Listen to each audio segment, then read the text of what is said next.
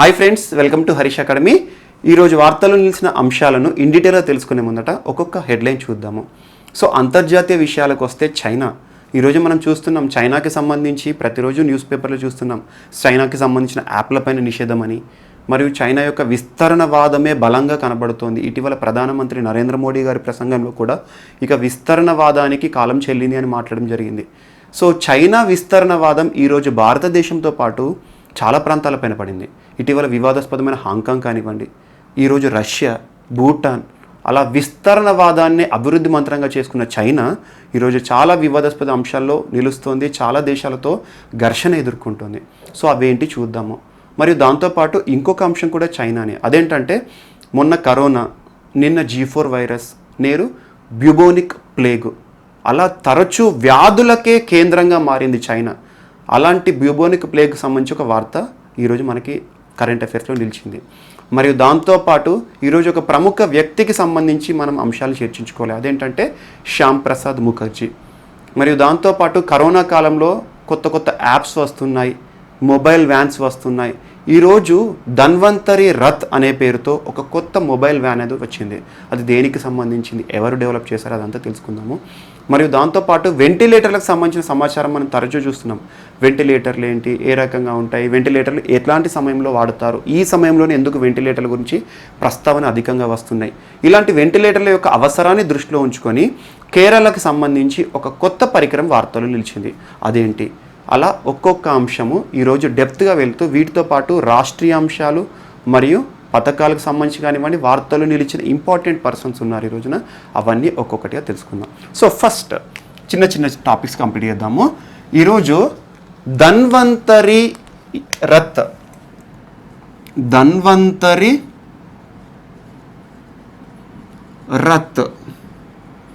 అనే పేరిట ఒక మొబైల్ వ్యాన్ తయారు చేయబడింది. సింపుల్గా చెప్పాలంటే ధన్వంతరి రథ్ అంటే ఏంటంటే ఒక వ్యాన్ ఉంటుంది.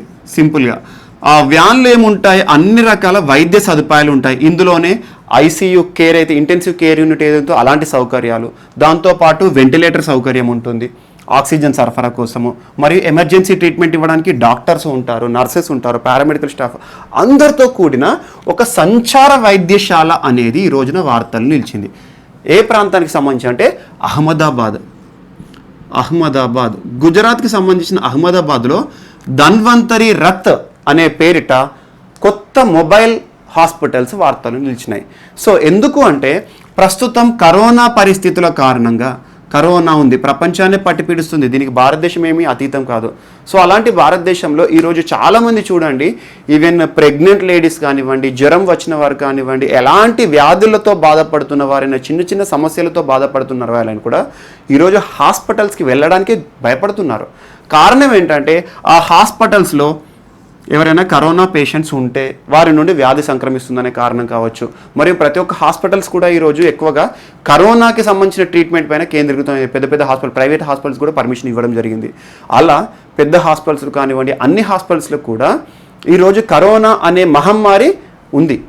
అలాంటి మహమ్మారి బారిన హాస్పిటల్ పోవడం ఏముంది, అవసరం ఎందుకు అని చెప్పేసి చాలామంది ఫీల్ అవుతున్నారు. ఇలాంటి పరిస్థితులను దృష్టిలో ఉంచుకొని గుజరాత్లో అహ్మదాబాద్ ప్రాంతంలో ఒక మొబైల్ సంచార వైద్యశాలను ప్రారంభించారు. దాని పేరేంటంటే ధన్వంతరి రథ్.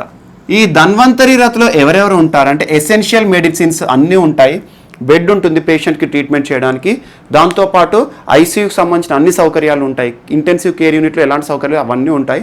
అందుకోసం వైద్య సిబ్బంది, నర్సులు ఉంటారు, మరియు ఆయుష్ ఆఫీసర్ ఉంటారు, అంటే సింపుల్గా చెప్పంటే ఆయుర్వేదిక్ సంబంధించిన వైద్యుడు ఉంటాడు, మరియు అర్బన్ మెడికల్ ఆఫీసర్ ఉంటాడు, పారామెడికల్ స్టాఫ్స్ కానివ్వండి, వీరందరూ కూడా ఒక వ్యాన్లో హాస్పిటల్ ఎన్విరాన్మెంట్ క్రియేట్ చేసి ఉంటారు. కానీ ఇక్కడ ఉద్దేశం గుర్తుంచుకోండి, ప్రస్తుతం అన్ని కరోనా నేర్చుకుంటున్నాం కదా, ఇది కూడా కరోనా పేషెంట్స్ని ట్రీట్ చేయడానికేనా అని మాత్రం మనం తప్పు ఆలోచించకూడదు. ఇది కరోనా కాకుండా నాన్ కోవిడ్ పేషెంట్స్ని ట్రీట్ చేయడానికి. ఎందుకు నాన్ కోవిడ్ పేషెంట్స్ని ట్రీట్ చేయడానికి? ఈ కోవిడ్ పేషెంట్స్ ఎక్కువగా హాస్పిటల్లో ఉన్నారు కాబట్టి హాస్పిటల్కి ప్రజలు రావడానికి భయపడుతున్నారు. అలాంటి నాన్ కోవిడ్ అంటే సింపుల్గా జ్వరం కానివ్వండి, వేరేమన్నా దీర్ఘకాలిక వ్యాధులు కానివ్వండి, అలాంటి వారికి సంబంధించి ఈ ధన్వంతరి రథ్ అనే ఒక మొబైల్ సంచార వైద్యశాలను అహ్మదాబాద్ ప్రాంతంలో ప్రారంభించబడింది, అహ్మదాబాద్ గుజరాత్లో. సో ఈ రకంగా ధన్వంతరి రథ్ అనేది మొబైల్ హాస్పిటల్స్ సింపుల్గా చెప్పాలంటే meant for non Covid patients. ఇది ఒక్కటి మోస్ట్ ఇంపార్టెంట్ గుర్తుంచుకోండి. అండ్ ఈరోజు సెకండ్ అంశం ఏంటంటే ఈ boss emergency breathing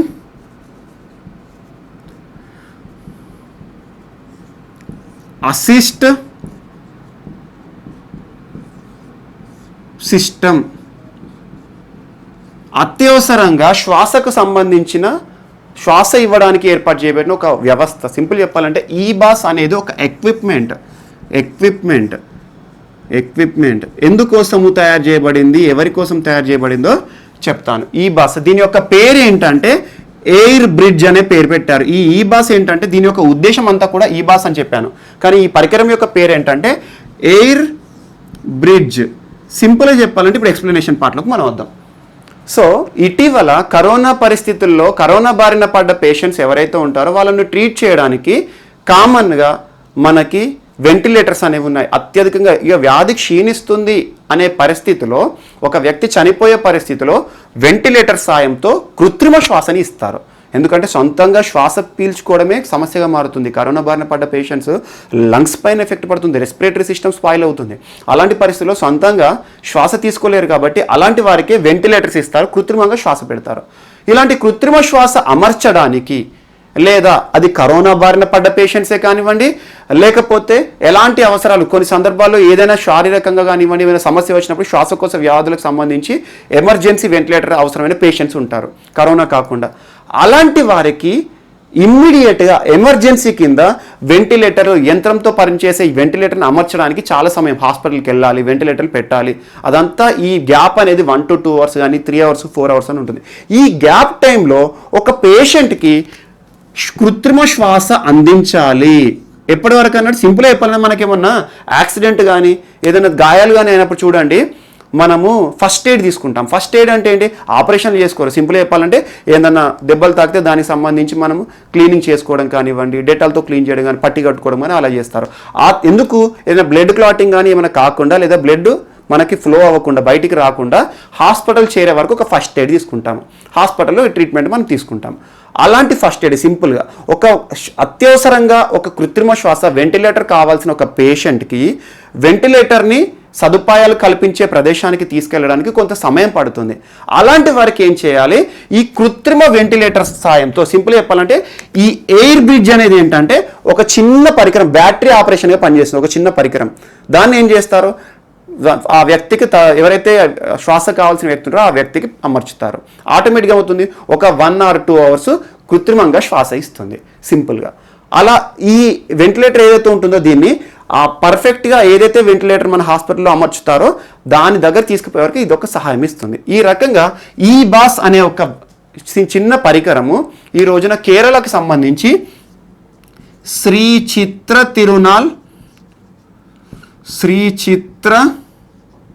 Tirunal institute of medical sciences Sree Chitra Tirunal institute of medical sciences ఎక్కడ? కేరళలో ఈ బాస్ అనే ఒక సిస్టమ్ తయారైంది. దాని పేరేంటి? ఎయిర్ బ్రిడ్జ్ అంటే ఏంటి?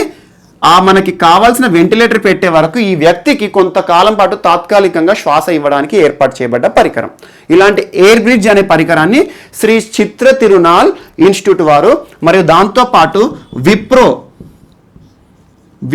3D వారు సంయుక్తంగా దీన్ని తయారు చేశారు. చిన్న పరికరం ఇది. ఎక్కడ అంటే అత్యధికంగా జనాలు ఉండే ప్రాంతంలో కానివ్వండి, రైల్వే స్టేషన్లో కానీ, బస్ స్టాండ్లో కానివ్వండి, ఏదైనా హాల్స్లో కానివ్వండి, మాల్స్లో కానివ్వండి దీన్ని అమర్చుతారు. ఏం చేస్తారు? ఎవరికైనా సడన్గా సడన్ ఎప్పుడైనా వ్యక్తి పడిపోయినప్పుడు శ్వాస తీసుకోవడం ఇబ్బంది అయినప్పుడు దాన్ని వారికి పెడతారు. ఎప్పటివరకు పెడతారు? ఆ హాస్పిటల్ తీసుకెళ్ళి వాళ్ళకి టెంపరీగా ఇది ఏదైతే ఉంటుందో హాస్పిటల్ తీసుకెళ్ళి యంత్రం ద్వారా వెంటిలేటర్ ఏదైతే అవసరం ఉంటుందో దాన్ని అమర్చే వరకు ఇది ఒక బ్రిడ్జ్లా పనిచేస్తుంది. ఈ రకంగా ఎయిర్ బ్రిడ్జ్ అనే ఒక పరికరం ఈరోజు వార్తల్లో నిలిచింది. దాని యొక్క సిస్టమ్ ఏంటి? ఈ బాస్ అన్నా ఒకటే, ఎయిర్ బ్రిడ్జ్ అన్నా ఒకటే. ఈ బాస్ అంటే ఏంటంటే ఎమర్జెన్సీ, అత్యవసర పరిస్థితుల్లో బ్రీతింగ్ శ్వాస, అసిస్టెన్స్ శ్వాసను కల్పించే, వ్యవస్థ. అత్యవసర పరిస్థితుల్లో శ్వాసను కల్పించే ఒక వ్యవస్థ. దానికి పెట్టుకున్న పేరు ఏంటంటే ఎయిర్ బ్రిడ్జ్. ఎవరు తయారు చేశారంటే Sree Chitra Tirunal institute of medical sciences మరియు విప్రో 3D వారు సంయుక్తంగా దీన్ని తయారు చేశారు. ఇది ఒకటి మనకి ఈరోజు వార్తల్లో నిలిచింది. అండ్ నెక్స్ట్ ఈరోజు మోస్ట్ ఇంపార్టెంట్ ఇక చైనా విషయానికి వద్దాం ఫస్ట్ అయితే, తర్వాత మిగతాయి చూద్దాం. చైనా యొక్క విస్తరణవాదానికి అంతు లేకుండా పోతుంది. విస్తరణవాదం. ఇటీవల ప్రధానమంత్రి లడఖ్ పర్యటన చేసినప్పుడు ఆ ఆర్మీ అధికారుల ముందు ఒక ప్రసంగం ఇచ్చారు. ఇక విస్తరణవాదానికి, పాతకాలపు విస్తరణవాదానికి కాలం చెల్లింది. ఇప్పుడు విస్తరణ మంత్రం కాదు, అభివృద్ధి మంత్రాన్ని జపించాలి ప్రతి దేశం అని ఇండైరెక్ట్గా చైనాని ప్రస్తావించారు. ఎందుకంటే చైనాకి ఉన్న విస్తరణ ఆకాంక్ష, అంటే సింపుల్గా చెప్పాలంటే చైనా దేశం ఏదైతే ఉందో ఈ దేశము ఇంత ఉందనుకోండి, ఎప్పుడు కూడా ఈ దేశాన్ని పెంచుకోవాలి అని చూస్తుంది. పక్కనున్న దేశాలని యుద్ధం ద్వారా కానీ ఆక్యుపై చేయడం కానివ్వండి. మనకు చూడండి 1962 టైంలో చైనీస్ అగ్రెషన్ ఆ విస్తరణవాదంలో భాగంగానే వచ్చింది. సో ఇప్పుడు కూడా చూడండి గాల్వాన్ లోయ ప్రాంతంలో విస్తరణ ఆకాంక్షతోనే చైనా ఎప్పుడైనా పక్క దేశాలు, చైనా చుట్టుపక్కల ఉన్న ప్రతి ఒక్క దేశంతో కూడా అది ఎప్పుడు విస్తరణ ఆకాంక్ష చూపిస్తుంది, ఆక్యుపై చేసుకోవాలని. సో ఈ రోజు చూడండి మన దగ్గర చూస్తే గాల్వాన్ లోయలో ఇటీవల చైనాకి భారత్కి మధ్యలో ఘర్షణ జరిగింది. దాంతోపాటు ఇటీవల చైనా హాంకాంగ్ని దృష్టిలో ఉంచుకొని హాంకాంగ్ యొక్క స్వతంత్రతను దెబ్బతీసేలా, మరియు హాంకాంగ్ ప్రజలు చైనాతో ఉండడానికి ఇష్టపడరు. హాంకాంగ్ ప్రజలు ఎవరైతే ఉంటారో చైనాకి వ్యతిరేకంగా నిరసనలు, ఆగ్రహజ్వాలలు చూపిస్తారు, ఎప్పుడు సమ్మెలు చేయడం అలాంటివి. సో అలాంటి సమ్మెలు, నిరసన, ఆగ్రహజ్వాలలు చూపకుండా చైనా ఇటీవల ఒక వివాదాస్పద చట్టాన్ని తీసుకువచ్చింది. అలా ఎవరైనా చేస్తే వాళ్ళని లోపలేసేస్తాం అన్నట్టుగా. అలా హాంకాంగ్ స్వతంత్రతను దెబ్బతీసే చర్యలు తీసుకుంది ఇటీవలే, మన గాల్వాన్ లోయ సంఘటన జరిగిన తర్వాతనే. మరియు దాంతోపాటు ఈరోజు ప్రపంచంలోనే ఇంకొక పెద్ద దేశము రష్యా పైన కన్ను వేసింది. రష్యా. దాంతోపాటు ఒక చిన్న దేశము భూటాన్ని కూడా ఈరోజు వదలట్లేదు చైనా. చూడండి ఎన్ని దేశాలపైన చైనా కన్ను వేసిందో చూడండి. దానికి సరిహద్దుగా ఉండే ప్రతి ఒక్క ప్రాంతాన్ని కూడా చైనా వదలదు.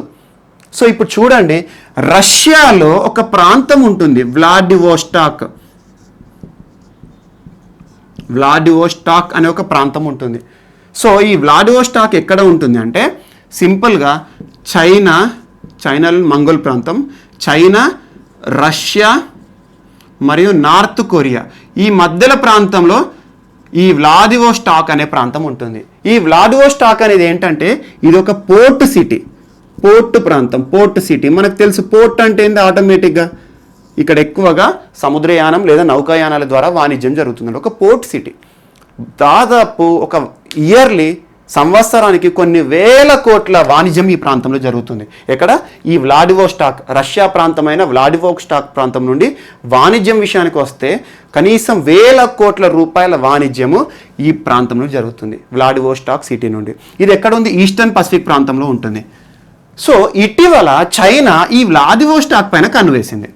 ఎందుకు? రష్యాకి, చైనాకి, నార్త్ కొరియాకి మధ్యలో ఉండే ఇది ఒక జంక్షన్. ఇది సింపుల్గా చెప్పాలంటే. కానీ ఇది రష్యా చేతిలో ఉంది ప్రస్తుతం. సో ఇలాంటి వ్లాడివోస్టాక్ పైన కన్ను వేస్తూ ఎందుకు వేసిందంటే ఇటీవల ఎప్పుడైనా కూడా ఈ వ్లాడివోస్టాక్ ప్రజలు every year July first Sunday రోజున వారు సెలబ్రేషన్ చేసుకుంటారు. ఫౌండింగ్ డే సెలబ్రేషన్స్ అని, సిటీ డే సెలబ్రేషన్స్ అని చెప్పేసి సెలబ్రేషన్స్ చేసుకుంటారు.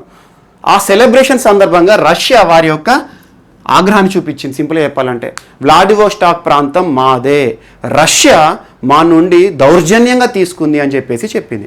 ఈ రకంగా వివాదాస్పదమైన వ్లాడివోస్టాక్ గురించి ఇప్పుడు అభ్యర్థులు ఏం చేయాలంటే చదివేటప్పుడు ఏదైనా ప్రాంతం, ఇప్పుడు వరల్డ్ మ్యాప్ సంబంధించింది. సో ఇక్కడ మనం వరల్డ్ మ్యాప్ టోటల్గా డ్రా చేయం, ఒక అవగాహన చెప్పాను ఇక్కడ ఈ ప్రాంతంలో ఉంటుంది. వరల్డ్ మ్యాప్ ముందర పెట్టుకుని చూడండి వ్లాడివోస్టాక్ పోర్ట్ సిటీ ఎక్కడ ఉంది, ఆ ప్రాంతం గురించి. ఎందుకంటే వివాదాస్పదమైన ప్రాంతం గురించి ఖచ్చితంగా జాగ్రఫికల్ బిట్స్ వస్తాయి. ఇటీవల మీకు చెప్పాను సెంకాకు ఐలాండ్స్ అని, అలా ఒక మౌంట్ మెరాపీ అని చెప్పేసి కొన్ని జాగ్రఫికల్ చెప్తున్నాను. ఆ ప్రాంతాల నుండే మీకు జాగ్రఫీలో ఖచ్చితంగా సివిల్స్లో కానివ్వండి ఏ ఎగ్జామ్లోనే బిట్స్ వస్తాయి. సో ఈ ప్రాంతం పైన కన్ను వేసి ఏమని చెప్పి కొన్ని ఆగ్రహపూరిత ప్రసంగాలు చేసింది. దాన్ని రష్యా కూడా కొట్టేసింది.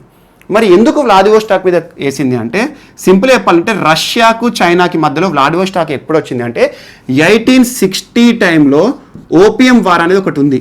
ఆ ఓపియం వార్ సందర్భంగా ట్రీటీ ఆఫ్ బీజింగ్లో భాగంగా ఈ వ్లాడివోస్టాక్ ప్రాంతం పైన రష్యా టోటల్గా తన ఆధీనంలోకి తీసుకుంది, ట్రీటీ ఆఫ్ బీజింగ్ ఆధారంగా. ఇప్పుడు దాన్ని ప్రస్తావిస్తూ చైనా వ్లాడివోస్టాక్ మా ప్రాంతాన్ని దౌర్జన్యంగా ఆక్రమించుకుంది అని చెప్పడం జరిగింది. అలా దౌర్జన్యంగా ఆక్యుపై చేసింది. ఈ వ్లాడివోస్టాక్ అనేది ఒకప్పుడు హైషెన్ వాయ్ అనే ఒక చైనా ప్రాంతం. అది దాన్ని వీరు పేరు మార్చుకొని ఈరోజు మనుగడలోకి తెచ్చారు. అని ఎందుకు అంటే ఒక అద్భుతంగా వాణిజ్యపరంగా ఉంది కాబట్టి చైనాకి ఎప్పుడైనా కూడా ఆర్థిక పరంగా ఒక ఆకాంక్ష ఎప్పుడు సంపాదించాలి ఎగుమతులు చేసుకోవాలని. అలా వాణిజ్యం అద్భుతంగా ఉన్న ఈ వ్లాదివోస్టాక్ పైన కన్ను వేసి వివాదాస్పదం చేసింది. ఈ రకంగా చూడండి, చైనాకి సరిహద్దు ప్రాంతాల్లో ఎప్పుడు విస్తరణవాదం కనబడుతూనే ఉంటుంది. ఇది వ్లాదివోస్టాక్ ఈరోజు వార్తల్లో నిలిచింది. సో ఇది ఒకప్పుడు హైషెన్ వాయ్, 1860 కంటే ముందు హైషెన్ వాయ్, ఆ ప్రాంతాన్ని ఇప్పుడు వ్లాడివోస్టాక్గా పిలుస్తున్నారు అని చెప్పేసి చైనా ఒక వివాదాస్పద ప్రసంగాలు చేసింది. అంటే ఎప్పటికైనా కూడా రష్యాకి చైనాకి మధ్యలో గొడవ అయిన ప్రాంతం ఏంటన్నట్టు వ్లాడివోస్టాక్ ప్రాంతం. ఇది ఒకటి వార్తలు నిలిచింది. అండ్ రెండవది, ఈరోజు చైనాకి సంబంధించి విస్తరణవాదంలో భాగంగా ఇంకొక అంశం భూటాన్. ఇదంతా కూడా ఈ లాస్ట్ 2 days నుండి జరుగుతున్న ఆగ్రహాలు, ఇవన్నీ కూడా జరుగుతున్న ఘర్షణలు. చైనాకి మరి భూటాన్కి ఎందుకు గొడవ ఉంది? సో చైనా భూటాన్కి మధ్యలో సరిహద్దు ఉంటుంది. ఆ సరిహద్దు ప్రాంతంలో ఒక వైల్డ్ లైఫ్ సంబంధించి ఒక ప్రాంతం ఉంది. సింపుల్గా భూటాన్లో సక్టెంగ్ వైల్డ్ లైఫ్ కన్జర్వేషన్, సింపుల్గా చెప్పాలంటే సక్టెంగ్ వన్యప్రాణి సంరక్షణ ప్రాంతం అనుకోండి, సక్టెంగ్. ఆ ప్రాంతం పైన చైనా ఇటీవల ఒక ఆకాంక్షను వెళ్ళబుచ్చింది. కారణం ఏంటంటే ఈ సక్టెంగ్ వైల్డ్ లైఫ్ శాంక్చురీ ఏదైతే ఉందో ఆ ప్రాంతానికి యుఎన్డిపి మన హెడ్ క్వార్టర్ న్యూయార్క్లో ఉంటుంది. వీరు గ్లోబల్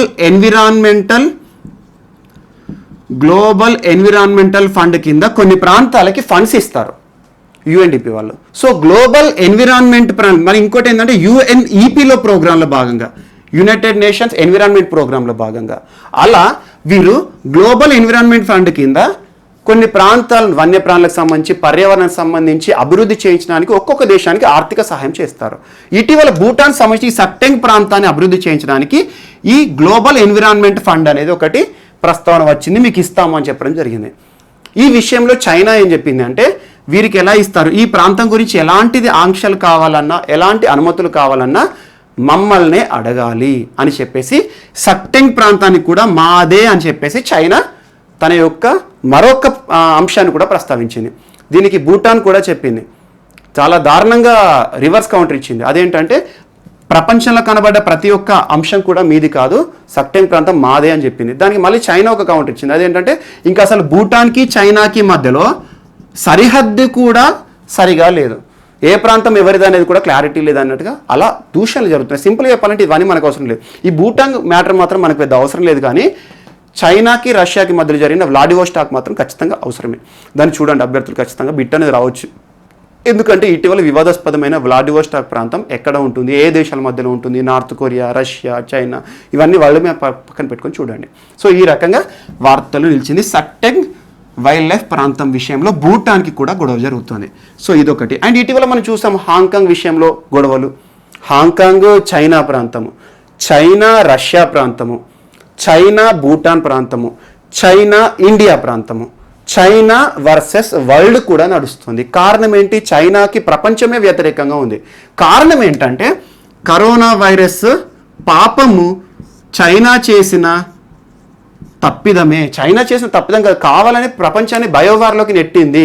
ఒక వైరస్ను సృష్టించారని చెప్పేసి అమెరికా ప్రత్యక్షంగానే మాట్లాడింది. దానికి చాలా దేశాలు మద్దతు పలికాయి. ఒకనొక సందర్భంలో అమెరికాకు మద్దతుగా భారతదేశం ఉందని, భారతదేశానికి వ్యతిరేకం కూడా చైనా చాలా విషయాలు చేసి ఇప్పుడు కూడా చేస్తుంది. సో మొన్న చైనాలో పుట్టిన కరోనా వైరస్ ఇప్పటికి కూడా పోవట్లేదు. ప్రపంచం అంతా కూడా ఆ కరోనా చేసిన పాపమే ప్రతి ఒక్కరు ఇళ్లలో ఉండే పాపంగా మారింది. అండ్ సెకండ్ G4 వైరస్ అనుకున్నాం. ఈ G4 వైరస్ గురించి కూడా మనం క్రితం క్లాస్లో మాట్లాడుకున్నాం. ఈ రోజున మళ్ళీ బ్యూబోనిక్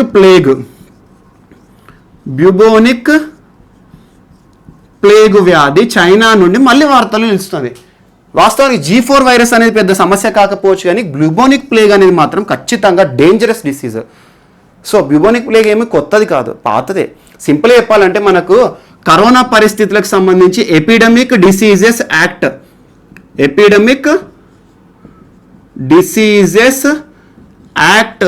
1897 అని చెప్పేసి భారత ప్రభుత్వము కరోనా పరిస్థితులను కట్టడి చేయడానికి ఒక చట్టాన్ని, పురాతన చట్టాన్ని ప్రయోగించింది. ఆ చట్టం మనకి 1897 ఎపిడమిక్ డిసీజెస్ యాక్ట్. దీని గురించి మనం 2-3 నెలల నుండి చూస్తున్నాం. Epidemic diseases act 1897.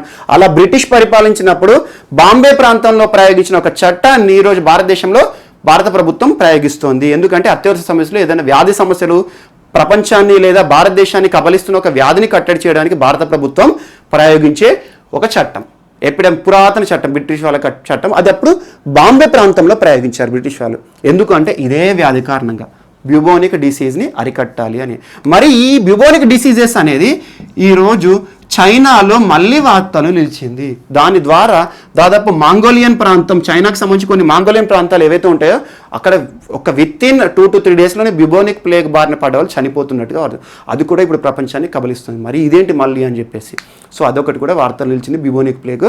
దానికి లింక్గా మనకు ఒక చట్టం ఉంది కాబట్టి మనం ఇక్కడ డిస్కస్ చేసాము.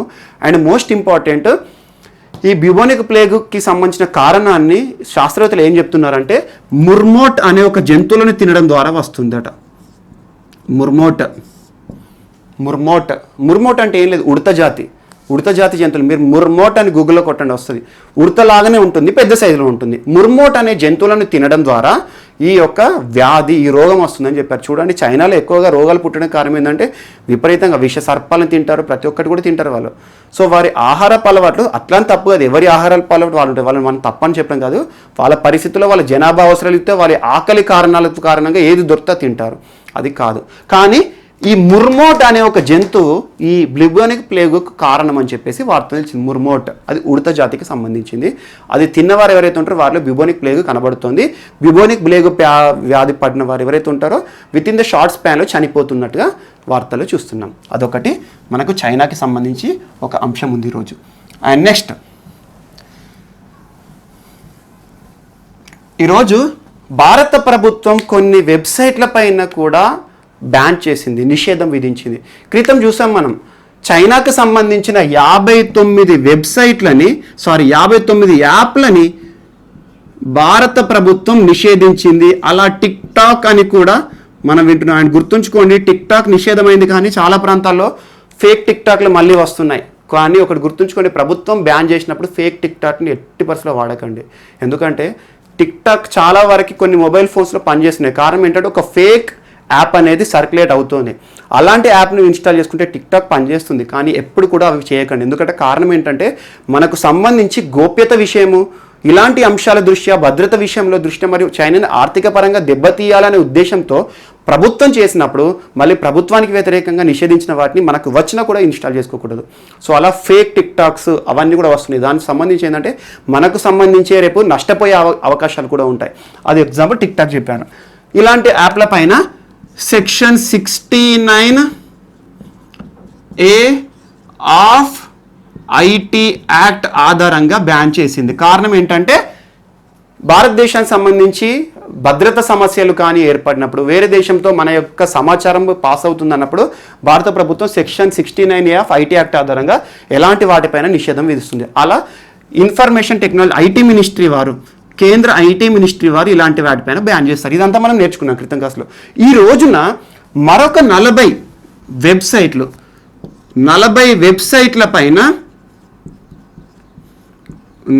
వెబ్సైట్ల పైన భారత ప్రభుత్వం నిషేధం విధించింది. ఆ 40 వెబ్సైట్లు కూడా సిక్ ఫర్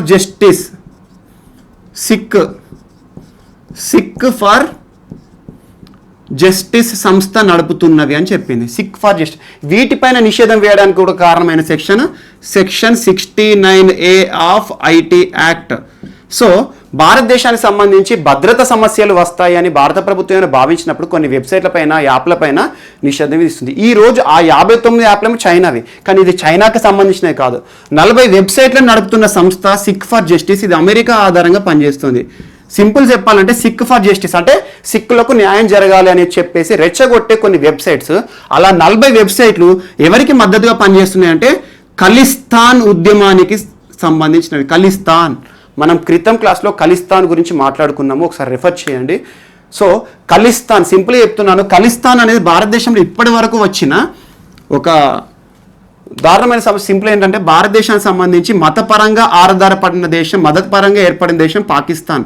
మన స్వాతంత్రానికి ముందు ఇస్లాం మతం ఆధారంగా పాకిస్తాన్ ఏర్పడింది అండ్ హిందువుల ఆధారంగా హిందుస్థాన్ ఏర్పడింది అనే ఒక నమ్మకంతో పంజాబ్ ప్రాంతంలో ఖలిస్తాన్ ఉద్యమం అనేది ఒకటి వచ్చింది. ఖలిస్తాన్ ఏంటంటే సిక్కులందరినీ ఒక ప్రాంతంలో ఉండేలా చేసి ఒక సపరేట్ దేశంగా మార్చాలి అని చెప్పేసి. భారతదేశంలో ఒకటి గుర్తుంచుకోండి, రాష్ట్రాల కోసం ఉద్యమాలు చేయొచ్చు, రాష్ట్రాలని స్వతంత్ర హోదా ఇవ్వండి అని ఉద్యమాలు చేయొచ్చు, ప్రాబ్లమే లేదు, సమస్య లేదు. ఎందుకంటే మన భారతదేశం విత్ ఇన్ ద బౌండరీస్లో ఏ రాష్ట్రం ఏర్పడినా కూడా దేశంలోనే ఉంటుంది. కానీ ఒక ప్రాంతాన్ని దేశంగా మార్చాలి అంటే మాత్రం అది ఖచ్చితంగా దేశద్రోహమే, అది సెడిషనే. సో ఇలాంటి అంశాలను ఎప్పుడు కూడా చేయకూడదు. అలా రెచ్చగొట్టే వ్యక్తులను కూడా చంపేయచ్చు కూడా దేశద్రోహి కింద. సింపుల్ ఖలిస్తాన్ ఉద్యమం భింద్రన్వాలా ఆధ్వర్యంలో జరిగింది. ఆ ఖలిస్తాన్ ఉద్యమాన్ని అణచడానికి ఇందిరాగాంధీ ఆపరేషన్ బ్లూ స్టార్ చేసింది.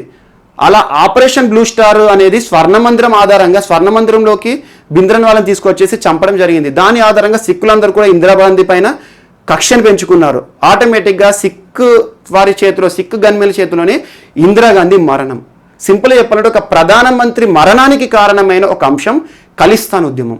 అలాంటి ఖలిస్తాన్ ఉద్యమానికి మళ్ళీ రెచ్చగొట్టే వెబ్సైట్స్ ఉన్నాయి అని చెప్పేసి 40 వెబ్సైట్స్ పైన భారత ప్రభుత్వం ఐటీ మినిస్ట్రీ వారు బ్యాన్ చేశారు. ఈ 40 వెబ్సైట్లు కూడా సిక్ ఫర్ జస్టిస్ అనే ఒక సంస్థ నడుపుతోంది, అమెరికా ఆధారంగా నడుస్తున్న సంస్థ నడుపుతోంది అని చెప్పేసి చెప్పడం జరిగింది. అలా సిక్ ఫర్ జస్టిస్ కింద ఈ నడుస్తున్న 40 వెబ్సైట్ల పైన భారత ప్రభుత్వం ఇటీవల బ్యాన్ అనేది వేసింది. ఇలా వార్తల్లో నిలిచింది. అండ్ నెక్స్ట్, ఇందాకే చెప్పాను, సపరేట్ దేశం కోసం ఎవరు ఉద్యమం చేయొద్దు, కానీ సపరేట్ రాష్ట్రం కోసం ఎవరైనా ఉద్యమం చేయొచ్చు. అలాంటిది ఈరోజు ఇంకొక అంశం నిలిచింది. అదేంటంటే ఇక ఇందాక మనం నేర్చుకున్నాం, ఖలిస్తాన్ ఉద్యమానికి సంబంధించి కొన్ని వివాదాస్పదమైన వెబ్సైట్లని సిక్ ఫర్ జస్టిస్ నిర్వహిస్తున్న వెబ్సైట్ల పైన భారతదేశం నిషేధం విధించింది. అలా ఐటీ యాక్ట్లోని సెక్షన్ 69A ఆధారంగా భారతదేశ శాంతి భద్రతలకు సమస్య కానివ్వండి, ఇలాంటి సమస్యలు ఏర్పడే వాటిపైన భారత ప్రభుత్వం నిషేధం విధిస్తుంది. ఉద్దేశం ఏంటి? ఇందాక చెప్పిన వెబ్సైట్ల విషయము భారతదేశానికి సంబంధించి ప్రత్యేక దేశవాదన అంటే జాతీయవాదాన్ని ప్రేరేపించే వెబ్సైట్లు. అలా భారతదేశంలోని ఏ వ్యక్తి అయినా కూడా ప్రత్యేక దేశవాదన, జాతీయవాదం అనేది ఉండకూడదు. అలా భారతదేశం ఇప్పటివరకు సిక్ ఖలిస్తాన్ ఉద్యమం అనేది జరిగింది. కానీ భారతదేశంలోని ఏ పౌరుడైనా కూడా ప్రత్యేక రాష్ట్ర ఉద్యమం మాత్రం చేయొచ్చు. సింపుల్ ఈరోజు చూడండి, భారతదేశంలో చాలా రాష్ట్రాలు ఏర్పడాయి, తెలంగాణ రాష్ట్రం ప్రత్యేక రాష్ట్రవాదం చేయించుకోవచ్చు. ఎందుకంటే ఆ రాష్ట్రాలు ఏర్పడ్డా కూడా మన భారతదేశంలోనే భాగంగా ఉంటాయి. అలాంటిది ఈరోజు ఇంకొక అంశం, ఈరోజు కరెంట్ అఫైర్ టాపిక్ ఏంటంటే ఒక సంస్థ Nationalist social council of Nagaland, ఇది ఈరోజు వార్త నిలిచింది. ఇదేంటంటే ప్రత్యేక రాష్ట్ర అంశం, ప్రత్యేక రాష్ట్రానికి సంబంధించిన అంశం. ఇందాక ఖలిస్తాన్ ప్రత్యేక దేశం గురించి ఉద్యమం. సో భారతదేశంలోని ఏ వ్యక్తి అయినా కూడా ఒక ప్రాంతం వెనుకబడింది అనే కారణాన్ని చూపి కానివ్వండి, ఆ ప్రాంతానికి అభివృద్ధి ఫలాలు అందట్లేదని చెప్పేసి కానివ్వండి, ప్రత్యేక రాష్ట్ర ఉద్యమం చేపట్టవచ్చు. అలా కారణాలతో భారత ప్రభుత్వము ఆర్టికల్ 3 ద్వారా ప్రత్యేక రాష్ట్రాన్ని ఏర్పరుస్తుంది. సో ఈ రకంగా ఈరోజు భారతదేశంలోని ఈశాన్య ప్రాంతమైన నాగాల్యాండ్ మరియు నాగా పీపుల్ ఎక్కువగా అస్సాం, మణిపూర్, అరుణాచల్ ప్రదేశ్, నాగాల్యాండ్, ఈ ప్రాంతంలో నాగాలు నివసించే ప్రాంతాలు ఉంటాయి. ఇటీవల ఈ party Nationalist social council of Nagaland, ఈ పార్టీ ఏం చెప్పింది అంటే కేంద్ర ప్రభుత్వంతో దాదాపు తరచూ సమావేశాలు నిర్వహించుకుంటుంది. కారణం ఏంటంటే మా నాగా భాష మాట్లాడే మరియు మా నాగా సంస్కృతి గల ప్రజలందరినీ కూడా ఒక రాష్ట్రంగా ఏర్పాటు చేయండి. మా నాగా ప్రజలు ఎక్కడెక్కడ ఉన్నారు? అస్సాంలో ఉన్నారు, మణిపూర్లో ఉన్నారు, అరుణాచల్ ప్రదేశ్, నాగాల్యాండ్. ఈ రాష్ట్రాల్లో ఉండే నాగా నివసించే ప్రాంతాలన్నింటినీ కూడా కలిపి ఒక రాష్ట్రాన్ని చేయండి, ప్రత్యేక రాష్ట్రాన్ని ఏర్పాటు చేయండి అని చెప్పేసి ఇటీవల వార్త నిలిచింది. అండ్ గుర్తుంచుకోండి, భారతదేశం ఏ ప్రాంతాన్నైనా కూడా ఒక రాష్ట్రంగా ఏర్పాటు చేయాలంటే రాజ్యాంగంలోని ఆర్టికల్ 3 ద్వారానే తెలంగాణ రాష్ట్రం ఏర్పడింది. ఒక ప్రత్యేక ప్రాంతంగా చేసే అధికారము భారత పార్లమెంటుకు ఉంది. పార్లమెంటు ఒక బిల్లు పాస్ చేసి ఒక చట్టంగా మార్చి ఒక ప్రాంతానికి స్వతంత్ర హోదా ఇస్తూ, అంటే ఒక ప్రాంతాన్ని ఒక ప్రాంతం నుండి వేరు చేసి ప్రత్యేక రాష్ట్రాలు విడగొట్టవచ్చు, లేదా 2 రాష్ట్రాలను ఏకం చేసి ఒక రాష్ట్రంగా కూడా చేయొచ్చు. అలాంటి అధికారాలన్నీ భారతదేశంలో పార్లమెంట్ చేతిలో ఉంటాయి. సో ఆర్టికల్ 3 ఆధారంగా మరి నాగాలకి ప్రత్యేక రాష్ట్రానికి సంబంధించి కూడా ఈరోజు అంశం నిలబడింది. ఎన్ఎస్సిఐ పార్టీ వారు నాగా ప్రజల కోసం ప్రత్యేక రాష్ట్రాన్ని ఏర్పాటు చేయడానికి గతించిన కొన్ని సంవత్సరాల నుండి, దశాబ్దాల కాలం నుండి ఈ అంశం మనకి వార్తల్లో ఉంటుంది. తెలంగాణ రాష్ట్రం కంటే ముందు నుండి కూడా జరుగుతుంది, ఎందుకంటే నాగా సంస్కృతికి ఆధారంగా జరుగుతుంది. దీన్ని చాలా వరకు ఈశాన్య రాష్ట్ర ప్రాంత ప్రజలు వ్యతిరేకిస్తున్నారు. నాగాలకు ప్రత్యేక రాష్ట్రం ఇస్తే మాకు కూడా వేరే ప్రాంతాలు ఇవ్వాలని చెప్పేసి ఆ ప్రాంతాల్లో ఉండే ట్రైబల్ పీపుల్ వాళ్ళు కూడా అడుగుతున్నారు. అలా వివాదాస్పదం ఉండే అంశాలను భారత ప్రభుత్వము, భారత పార్లమెంటు ప్రత్యేక రాష్ట్రాలు చేయదు. ఈరోజు కూడా ప్రత్యేక రాష్ట్ర డిమాండ్ భారతదేశంలో చాలా రాష్ట్రాల్లో ఉన్నాయి. గుజరాత్ ప్రాంతంలో ఉన్నాయి, మహారాష్ట్రలో ఉన్నాయి. ప్రతి ఒక్క దగ్గర కూడా ప్రత్యేక రాష్ట్ర ఆకాంక్ష ఉద్యమాలు జరుగుతున్నాయి. సో అలా ఏ ప్రాంతాన్నైనా ప్రత్యేక రాష్ట్రంగా ఏర్పాటు చేయాలంటే ఆర్టికల్ 3 ఆధారంగా భారత పార్లమెంటుకు అధికారం ఉంటుంది. అది తెలంగాణ అయినా ఏదైనా సరే. సో ఇది మనకి ఈరోజు నాగాలకి సంబంధించి అంశము. ఇక్కడే ఖలిస్తానికి దీన్ని లింక్ చేసుకోండి, అది కూడా ఈరోజు మనకి టాపికే. అండ్ నెక్స్ట్ ఈరోజు వార్తలో నిలిచిన మోస్ట్ ఇంపార్టెంట్ ఒక పర్సన్, అతని పేరు శ్యామ్ ప్రసాద్ ముఖర్జీ. శ్యామ్ ప్రసాద్ ముఖర్జీ ఇటీవల జూలై 6th రోజున తన యొక్క జయంతిని ఉత్సవాలను సెలబ్రేట్ చేసుకొని భారత ప్రధాని మంత్రి గారు తన జయంతికి సంబంధించి ప్రసంగం ఇవ్వడం జరిగింది. Shyam Prasad Mukherjee most important. ఎందుకు అంటే బీజేపీ పార్టీకి ముఖ్యం. బీజేపీ సింపుల్గా చెప్పాలంటే ఈరోజు ఉన్న బీజేపీ పార్టీకి మూలము శ్యామ్ ప్రసాద్ ముఖర్జీయే. శ్యామ్ ప్రసాద్ ముఖర్జీ గారు ఒకప్పుడు ఏర్పాటు చేసిన భారతీయ జనసంఘ్ పార్టీ రానున్న కాలంలో బీజేపీగా మారింది. సో ఇలాంటి శ్యామ్ ప్రసాద్ ముఖర్జీకి సంబంధించి తన యొక్క జయంతి ఉత్సవాలు జూలై 6న జరిగినాయి.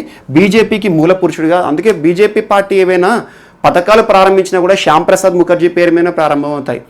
ఈ శ్యామ్ ప్రసాద్ ముఖర్జీ ఎవరంటే బెంగాలీ హిందూ, బెంగాల్ ప్రాంతానికి సంబంధించిన వాడు, బెంగాలీ. అందుకే చూడండి మనకు ఇటీవల గడిచిన నెల రోజుల లోపలనే ఒక కరెంట్ అఫైర్ శ్యామ్ ప్రసాద్ ముఖర్జీకి సంబంధించి ఒక అంశం ఉంది.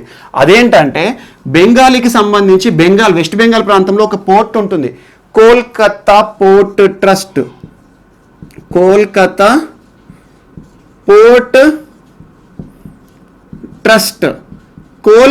పోర్ట్ ట్రస్ట్ పేరును మారుస్తున్నట్టుగా కేంద్ర ప్రభుత్వం ఒక గెజిట్ రిలీజ్ చేసింది.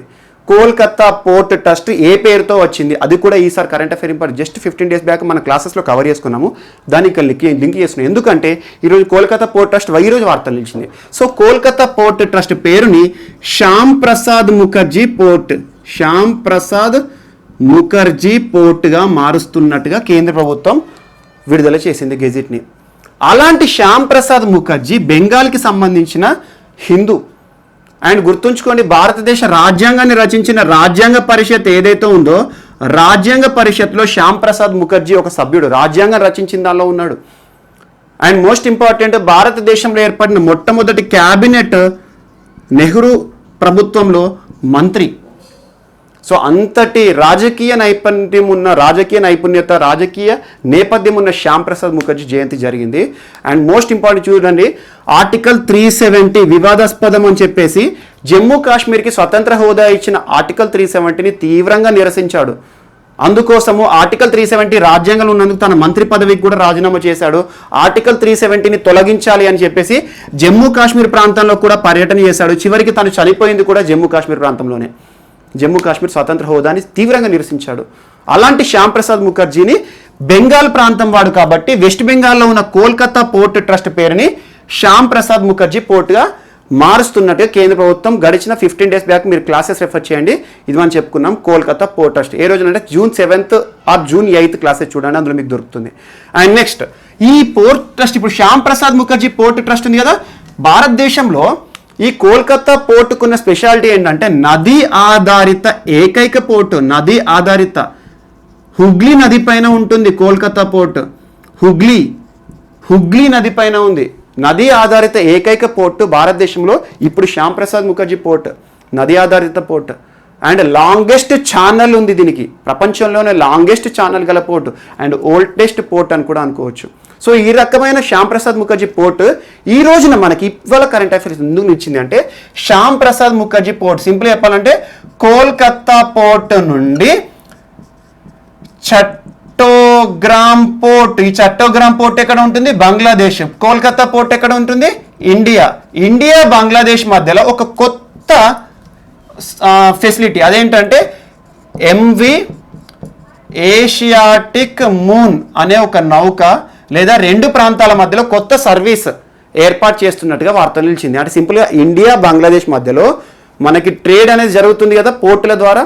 అత్యధికంగా చూడండి మనకి పోర్ట్ మరియు ఫ్లైట్స్ ద్వారా ఒక దేశంలో ఒక దేశానికి సంబంధించిన కార్గో కానివ్వండి లేదా ఫ్రైట్ ఒక గూడ్స్ కానివ్వండి, అలా ఒక దేశం యొక్క అవసరాలు ఇంకో దేశాలు తీర్చడానికి వాణిజ్యము విమానాల జరుగుతుంది అండ్ అత్యధికంగా కార్గో పోర్ట్ల ద్వారా జరుగుతుంది. అలా భారతదేశానికి బంగ్లాదేశ్కి మధ్యలో ఇటీవల ఒక ఎంవి ఏషియాటిక్ మూన్ అనే సర్వీస్ ప్రారంభించబడింది. దీని ద్వారా ఏం చేస్తారంటే దాదాపు 300 కంటైనర్ల కార్గోని 300 కంటైనర్స్ యొక్క కార్గోని భారతదేశం నుండి కోల్కతా పోర్ట్ మరియు బంగ్లాదేశ్ సంబంధించి చట్టోగ్రామ్ పోర్ట్ మధ్యలో సర్వీసెస్ ప్రారంభం చేస్తున్నట్టుగా ఇటీవల వార్తలు వచ్చింది. సో ఇప్పుడు చూడండి, శ్యామ్ ప్రసాద్ ముఖర్జీ జయంతి ఉత్సవాలను చేసుకుని మనం లింక్ చేసుకుంది ఏంటంటే తన యొక్క జయంతి ఉత్సవాల్లో భాగంగా ఇటీవల కాలంలో మనకి బెంగాలీ హిందూ అని చెప్పాను కదా, అక్కడ ఒక పోర్ట్ ట్రస్ట్ పేరు 15 days బ్యాకే మారింది. అలాంటి కోల్కతా పోర్ట్ ట్రస్ట్కి సంబంధించి ఈరోజు వార్తలు ఏంటిది? కోల్కతా పోర్ట్ నుండి చట్టోగ్రామ్ పోర్ట్, ఇది బంగ్లాదేశ్లో ఉంటుంది, ఇది భారత్లో ఉంటుంది. వీటి మధ్యలో ఒక కంటైనర్ సర్వీస్ ప్రారంభమైంది. ఆ సర్వీస్ ఏంటి? MV Asiatic Moon. దీని ద్వారా దాదాపు 300 కంటైనర్ టన్స్ అన్ని కూడా సర్వీసెస్, గూడ్స్ సర్వీసెస్ వీటి మధ్యలో నిలుస్తున్నట్టు ఈరోజు ఇండియా బంగ్లాదేశ్ మధ్యలో ఒక ఒప్పందం జరిగింది. అండ్ ఇంకోటి గుర్తుంచుకోండి, తన జయంతికి సంబంధించి ఇంకొకటి Indian agriculture research institute Hazaribagh జార్ఖండ్లో ఉంది. హజారీబాగ్ జార్ఖండ్లో ఉన్న హజారీబాగ్లో ఉన్న Indian agriculture research institute IARI, దీని యొక్క పేరును అడ్మినిస్ట్రేటివ్ బ్లాక్ పేరుని శ్యామ్ ప్రసాద్ ముఖర్జీ పేరుగా మారుస్తున్నట్టు అగ్రికల్చర్ మినిస్ట్రీ, అంటే ఏంటి? మినిస్ట్రీ ఆఫ్ అగ్రికల్చర్, ప్రస్తుతం నరేంద్ర సింగ్ తోమర్ గారు ఇటీవల వార్తలు చెప్పారు. శ్యామ్ ప్రసాద్ ముఖర్జీ జయంతి ఉత్సవాల సందర్భంగా ఇండియన్ అగ్రికల్చర్ రీసెర్చ్ ఇన్స్టిట్యూట్ ఏదైతే హజారీబాగ్లో ఉందో జార్ఖండ్లో, దాని యొక్క అడ్మినిస్ట్రేటివ్ బ్లాక్ యొక్క పేరుని శ్యామ్ ప్రసాద్ ముఖర్జీ పేరుతో మారుస్తున్నట్టుగా కూడా చెప్పారు. సో చూడండి, శ్యామ్ ప్రసాద్ ముఖర్జీ జయంతి ఉత్సవాలకు సంబంధించి July 6 జరిగింది. దానికి సంబంధించి ఇటీవల వార్తలు ఇచ్చిన Kolkata port trust Shyam Prasad Mukherjee port ట్రస్ట్గా మారింది. ఇటీవల దాని నుండి ఏదైతే ఉందో భారతదేశానికి కోల్కతాకి మరియు బంగ్లాదేశ్కి మధ్యలో ఒక కార్గో సర్వీస్ ప్రారంభమైంది, ఎంవి ఏషియాటిక్ మూన్. దాన్ని ఈరోజు లింకే. మరి దాంతోపాటు జార్ఖండ్ హజారీబాగ్లో ఉన్న ఇండియన్ అగ్రికల్చర్ రీసెర్చ్ ఇన్స్టిట్యూట్ ఏదైతే ఉందో దాని యొక్క పేరుని శ్యామ్ ప్రసాద్ ముఖర్జీ పేరుతో పెడుతున్నారు. అదొకటి వార్తలు ఇచ్చింది. సో ఇక్కడ ఒక చిన్న బిట్, హజారీబాగ్ ఏదైతే ఉందో ఇక్కడ సోహ్రాయ్ కోవర్ అనే మురాల్ పెయింటింగ్స్కి ఫేమస్. ఇవి జాగ్రఫికల్ ఇండికేషన్స్ పొందాయి ఇటీవల కాలంలో, వాటి గురించి చెప్పుకున్నాం. బట్ ఇక్కడ చిన్న మిస్లేనియస్ పాయింట్, హజారీబాగ్ మట్టితో చేసిన కలర్స్ ఏవైతే ఉంటాయో మట్టి కలర్స్ని గోడపైన వేసి మురాల్ పెయింటింగ్ చేస్తారు, అది దీనికి లింక్ చేసుకోండి. సో ఇది మనకి ఈరోజు శ్యామ్ ప్రసాద్ ముఖర్జీకి సంబంధించి, తనకు సంబంధించి ఈరోజు వార్తలు నిలిచిన కరెంట్ అఫైర్స్ ఇక 3 to 4 ఉన్నాయి కదా, ఇవన్నీ కూడా లింక్ చేసుకోండి. అండ్ ఇంకొకటి వెస్ట్ బెంగాల్ గురించి మనం చర్చించుకుంటున్నాం కదా, ఈరోజు వెస్ట్ బెంగాల్ సంబంధించి ఇంకొక కరెంట్ అఫైర్ ఇక్కడ చెప్పేద్దాం, లింక్ చేసుకుందాం. అదేంటంటే జల స్వప్న.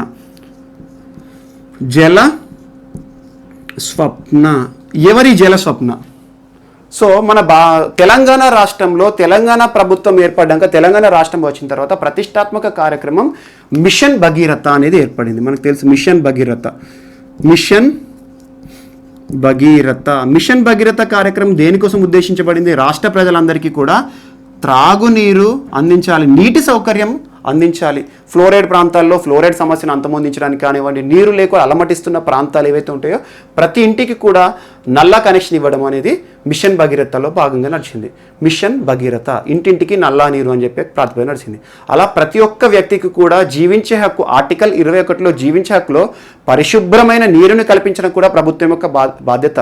సుభాష్ కుమార్ కేసులో సుప్రీంకోర్టు చెప్పింది, సుభాష్ కుమార్ కేసులో ప్రతి ఒక్కరికి కూడా కలుషితం లేని గాలి, నీరు, ఇవన్నీ కూడా వాతావరణం అంతా కూడా ఖచ్చితంగా ఒక వ్యక్తికి అందే ప్రాథమిక హక్కు ఆర్టికల్ 21లో భాగమని సుప్రీంకోర్టు కూడా వ్యాఖ్యానం. అందుకోసమే చూడండి, ఇంటింటికి నల్లా నీరు పథకం అనేది ప్రభుత్వం ప్రారంభించింది. తెలంగాణలో మిషన్ భగీరథ ఇంటింటికి నల్లా నీరు ఇస్తుంది.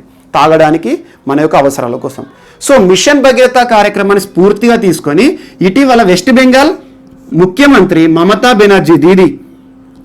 బెనర్జీ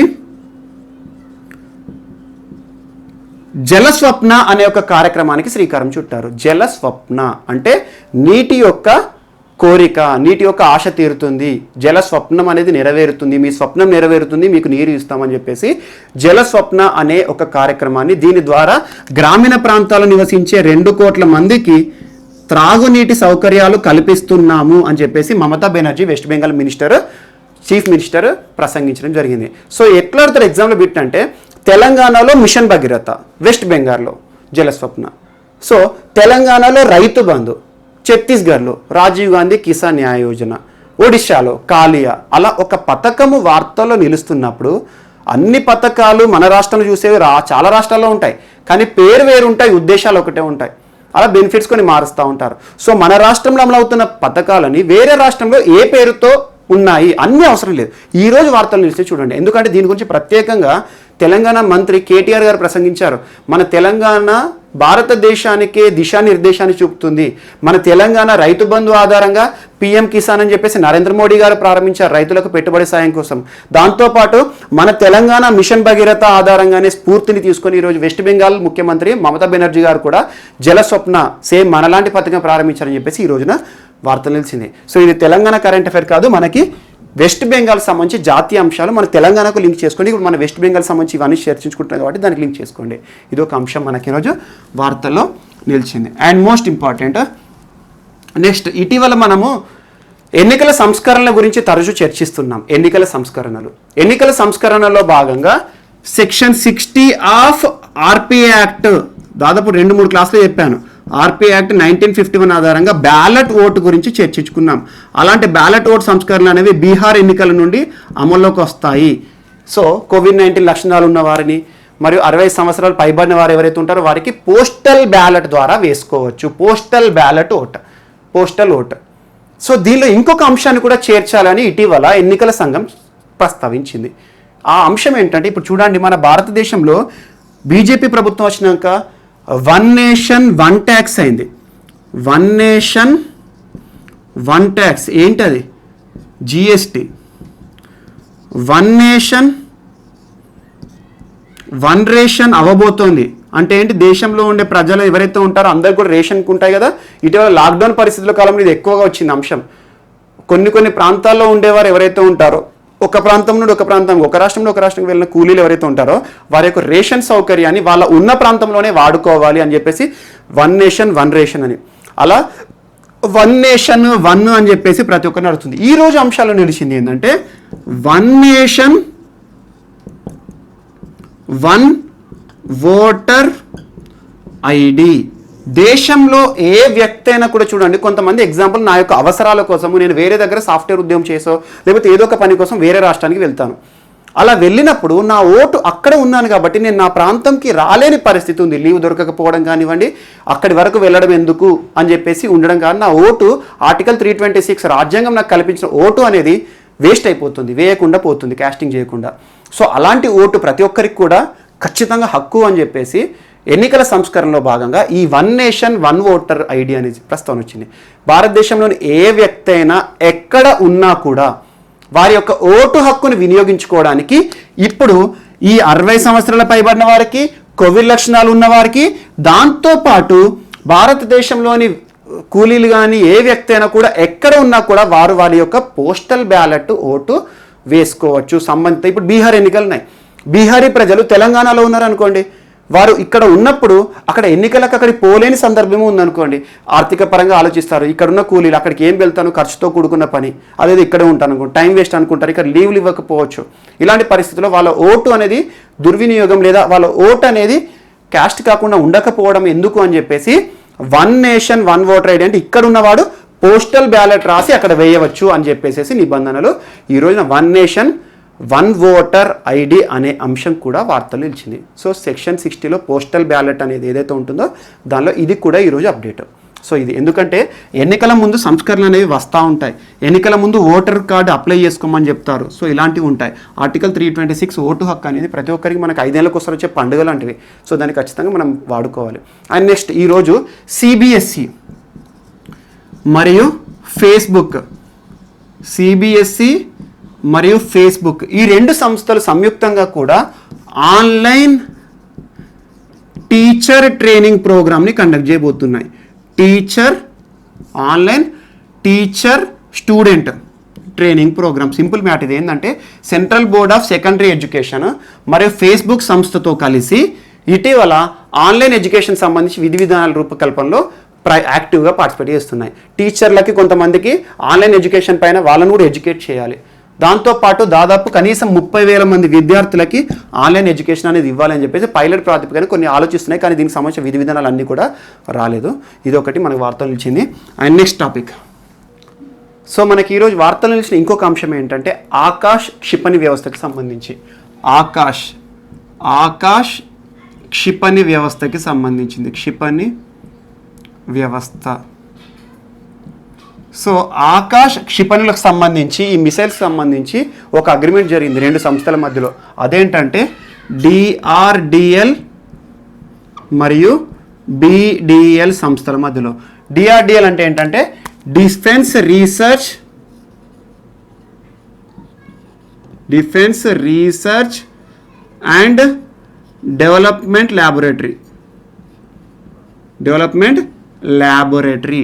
డిఆర్డిఎల్ అంటే ఏంటంటే క్షిపణులకు సంబంధించి మిసైల్కి సంబంధించి ప్రతి ఒక్కటి కూడా ఈ ల్యాబ్ నుండే తయారవుతూ ఉంటాయి. మరియు బిడిఎల్ భారత్ డైనమిక్స్ లిమిటెడ్.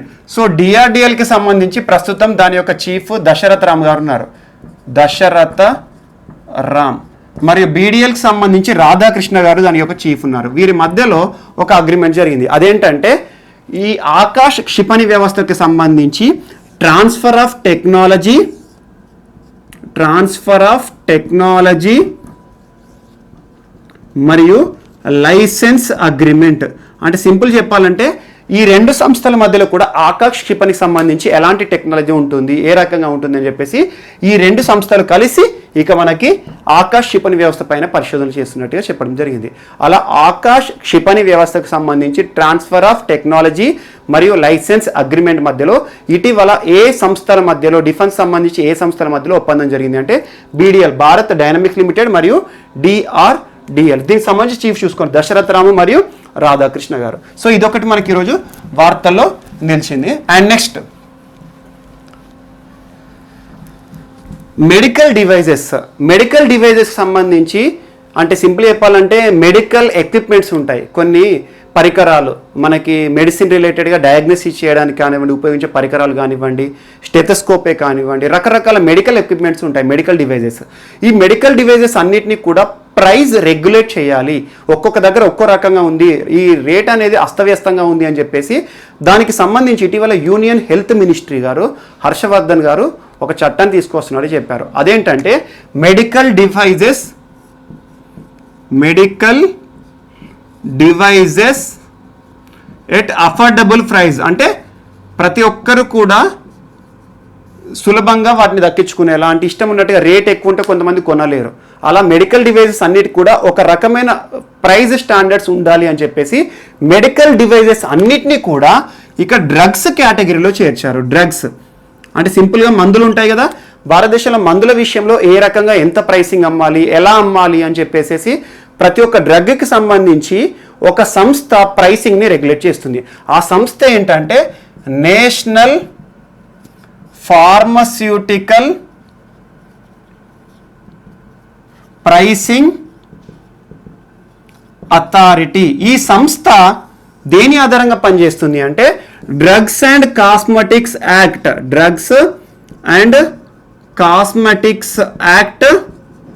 1940 భారతదేశంలో డ్రగ్స్ మరియు కాస్మెటిక్ సంబంధించి అత్యున్నత చట్టం, ఏ డ్రగ్స్ ఉంటాయి, ఏ డ్రగ్స్ని షెడ్యూల్ ఎక్స్ డ్రగ్స్ అంటారు, షెడ్యూల్ సి డ్రగ్స్ ఏంటి, వేటిని అందరికీ అమ్మొచ్చు, ప్రిస్క్రిప్షన్ ఆధారంగా వేటిని విక్రయించవచ్చు, ప్రిస్క్రిప్షన్ లేకున్నా కూడా ఏవి ఇవ్వచ్చు అని చెప్పేసి, వైద్య సలహా మేరకు ఎలాంటి డ్రగ్స్ ఇవ్వచ్చు అని చెప్పేసి, డ్రగ్స్ రిలేటెడ్గా భారతదేశంలో అత్యున్నత చట్టం drugs and cosmetic act 1940.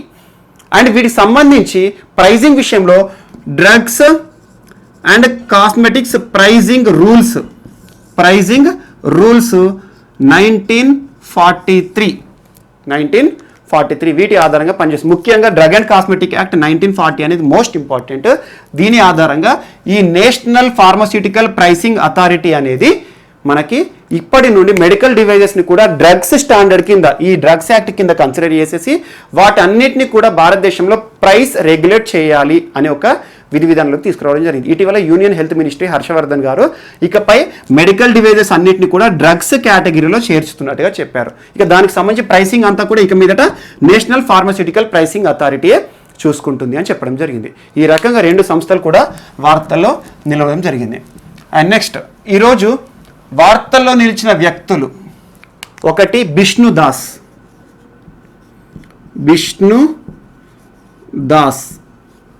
2 Urjit Patel.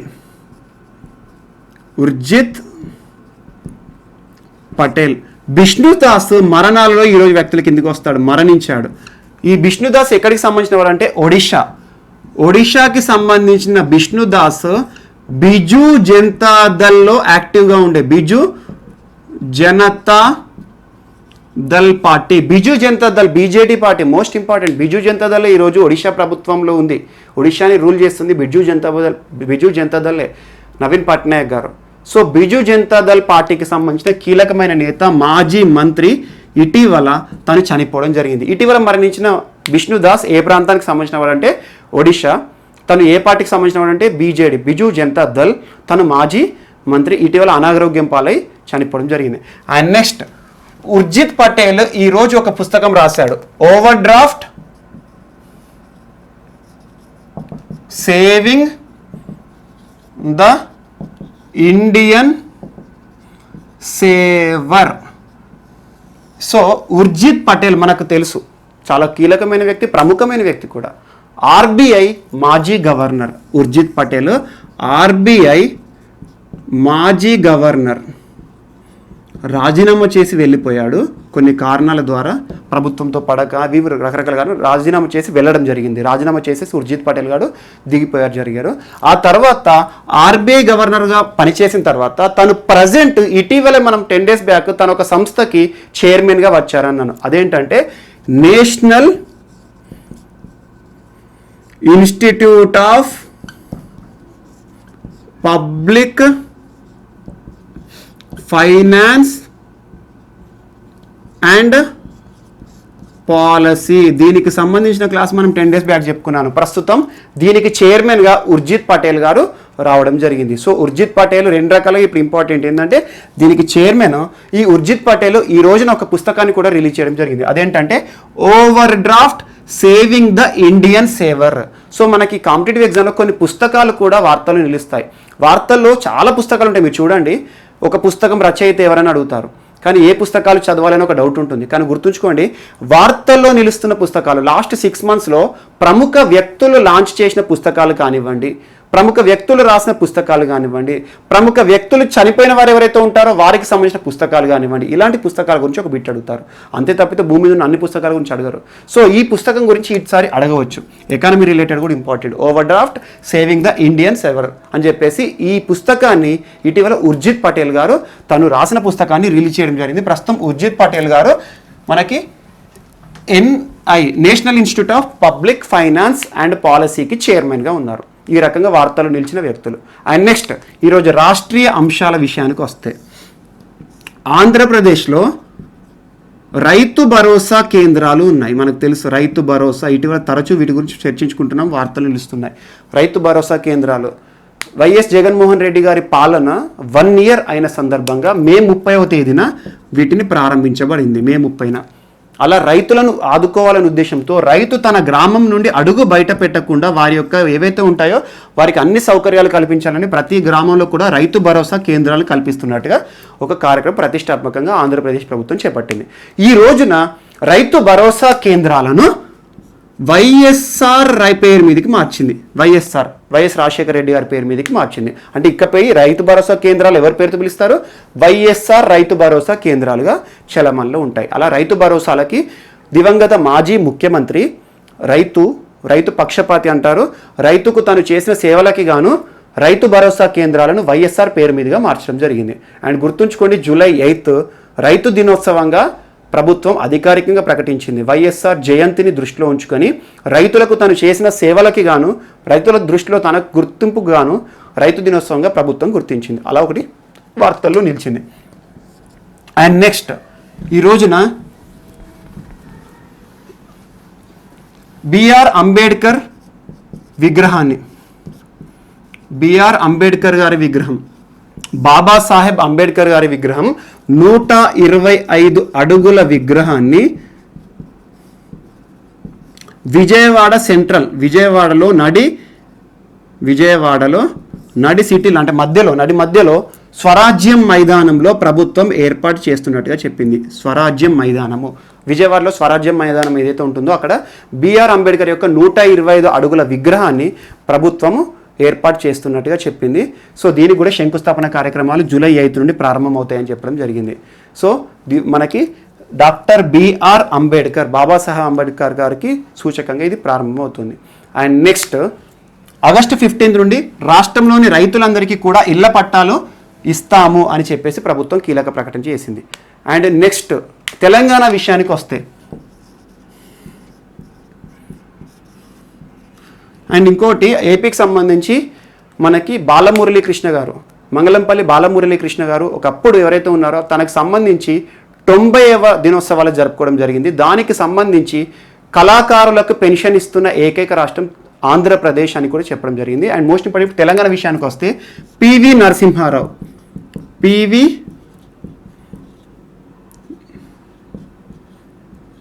Narasimha Rao గారు. సో పివి నరసింహారావుకు సంబంధించి శత జయంతి ఉత్సవాలకు సంబంధించి కమిటీ వేశారు. ఆ కమిటీకి కె కేశవరావు గారిని చైర్మన్గా కూడా నియమించారు. ఇటీవల మనం నేర్చుకున్నాము. సో పివి నరసింహారావు గారికి సంబంధించి తన యొక్క సమాధి జ్ఞానభూమి ప్రాంతంలో పివి మెమోరియల్ ఏర్పాటు చేస్తున్నట్టుగా ప్రభుత్వం ప్రకటించింది. పివి మెమోరియల్, అక్కడ లైబ్రరీస్ మరియు పివి మెమోరియల్ స్టాచ్యూస్ అన్నీ కూడా ఉంటాయని చెప్పేసి పివి మెమోరియల్ కింద ఒక భవనాన్ని నిర్మిస్తున్నట్టుగా చెప్పడం జరిగింది. ఇలా వార్తలు నిలిచింది. సో ఇవాళ స్టేట్ విషయానికి వస్తే ఓన్లీ వైఎస్ఆర్ రైతు భరోసా అది మాత్రమే ఇంపార్టెంట్, మిగతా అంతా కూడా పెద్ద ఇంపార్టెంట్ లేదు. And persons in the news, national international affairs మనం కవర్ చేస్తాం. మిస్లేనియస్ ఏమైనా మ్యాటర్స్ ఉంటే రేపటి క్లాస్లో కవర్ చేసుకుందాము. Thank you.